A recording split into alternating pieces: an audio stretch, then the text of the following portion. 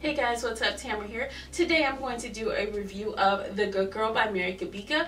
This has been mentioned a couple times on my channel in a few different videos, and that is because this was one of my favorite reads of last year. This book is a suspense title, maybe borderline thriller, and a lot of people have been comparing a lot of books to Gone Girl, and this is one of those.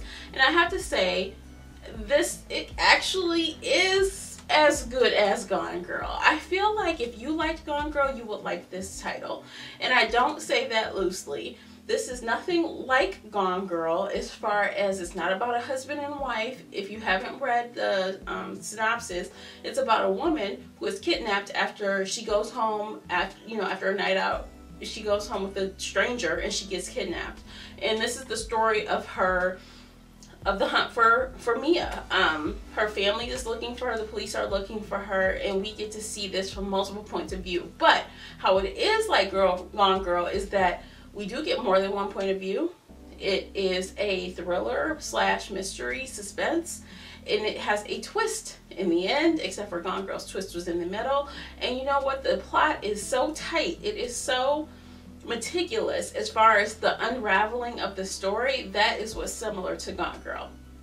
Now, in this story, like I mentioned before, there are 3 points of view. We get to hear from Mia's mother's point of view, the detective's point of view, the kidnapper's point of view, and at the end, maybe a little glimpse of Mia's point of view.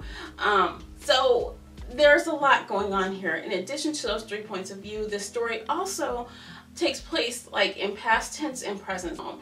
So we flash back between the time when she is kidnapped and after when she is back home with her mother and father.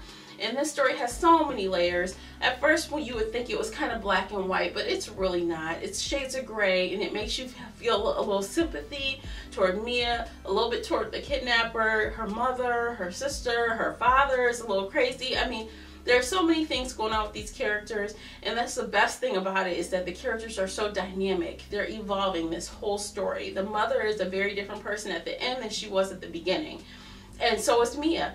But, you know, we even find out some dirt on her father and some not so savory things about their family. And even the kidnapper, you start to feel a little bit of sympathy toward the kidnapper, because you find out, you know what?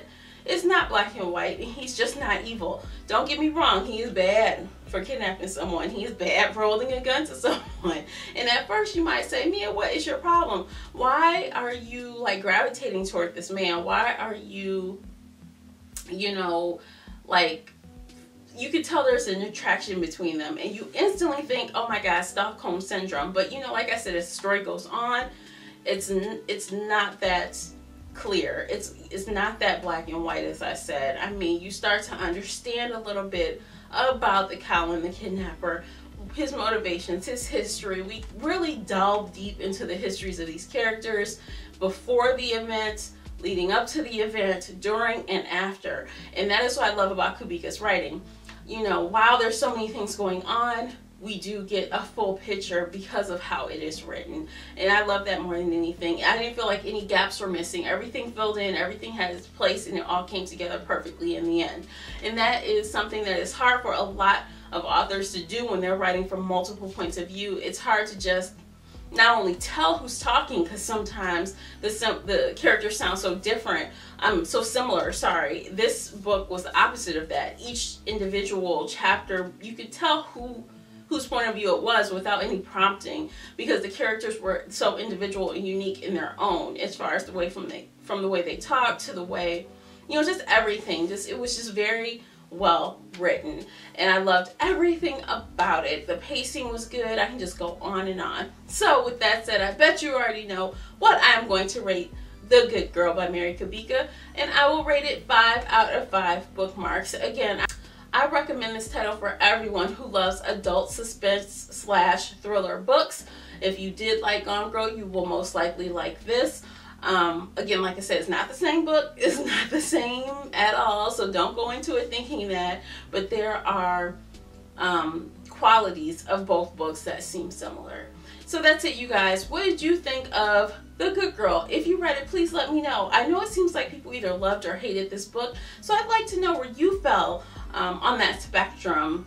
toward the like side like me or the not so like side like some others? I'm curious, let me know. And if you haven't read this book, let me know if you're going to add it to your TBR list. Thank you so much for watching the video, guys, and I will see you next time. And until then, happy reading. Bye, guys.